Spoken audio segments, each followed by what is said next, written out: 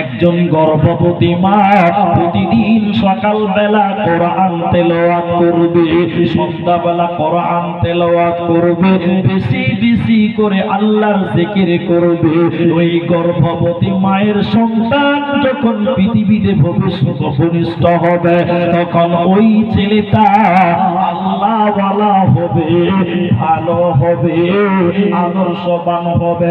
এই জন্য মায়ের উচিত হলো যখন বাচ্চা গর্ভে থাকবে, খারাপ কাজ থেকে মাকে বেরিয়ে আসতে হবে, তাহলে তুমি হবে আদর্শবান সন্তানের মা।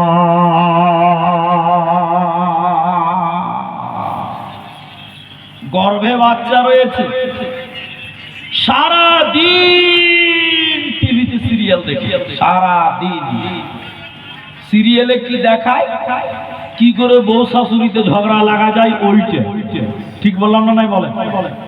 আমি কোন সিরিয়ালের নামও জানি না, আর আমার বাড়িতে টেলিভিশনও নাই, কিন্তু আমরা শুনেছি, শুনতে পাই, রাস্তাঘাটে চলে মানুষ বলা বলি করে।